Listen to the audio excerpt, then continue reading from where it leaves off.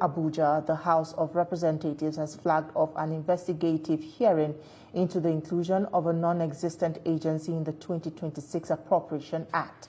The agency, listed as the Presidential Economic Advisory Council, Presidential Foreign Intervention Promotion Council, was allocated 1.3 billion naira in the budget.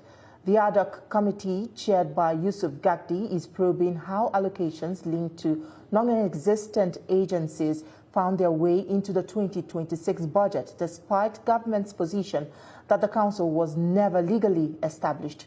The first investigative hearing begins later today, and the Minister of Budget and Economic Planning and the Director General of the Budget Office are expected to appear before the committee to explain the verification process for admitting new entities into the budget. Joining me in the studio is the National Assembly correspondent, Joke Adisa, to talk more about this. Joke, it's good to have you on the midday news at this hour.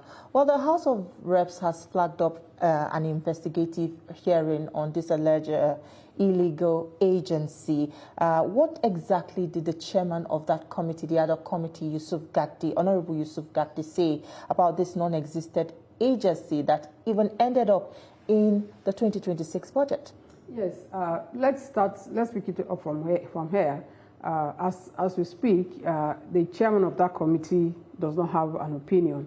Yes, what he did, he sponsored that motion, and once that motion has been adopted, the resolution, of course, becomes that of the House. So principally, the House is looking to unravel the mystery behind what it called and this embarrassing situation, because of course don't forget that constitutional remit, of course, has to do with the National Assembly. They allocate, they ensure they approve these budgets, and so they have the responsibility to ensure that what they have passed, what they have approved, is what they have.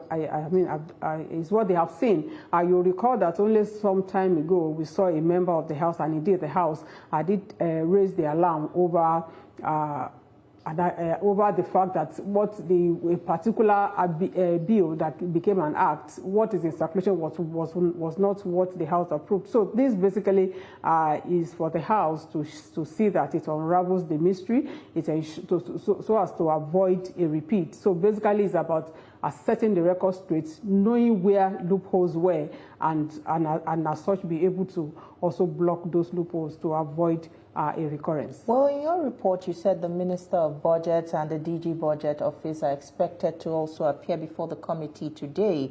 What are the key issues the committee wants them to clarify, and especially on verification process for MDAs? Yes, you know that everything and anything that has to do with the nation's budgets starts and ends with the office of the minister, as well as office of the budget of the federation. So that is, and both offices are very critical. They compile all these agencies, put them together, and submit to the president, of course, to look through and pass before the National Assembly. So these two offices are indeed very, very critical. They are the two main agencies that will be able to give an insight into what actually happened. The National Assembly, the House of Reps, wants to know the processes, and so as to be able to know where they got it wrong. And so the essence, of course, is to see that such does not repeat itself. Even like it was said, even on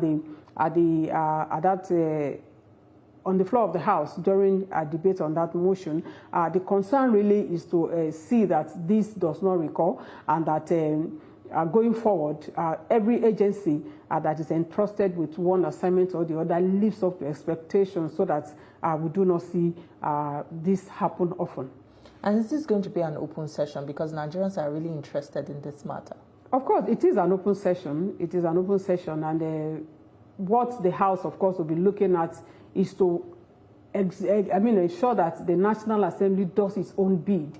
And like they have said at that sitting, if it is to come up with legislative interventions, of course, that will ensure that we do not have a repeat of things like this, of course, that is where the National Assembly stands. So it's an open session. Members of the public, of course, are allowed to come in and see, and also make contributions where necessary.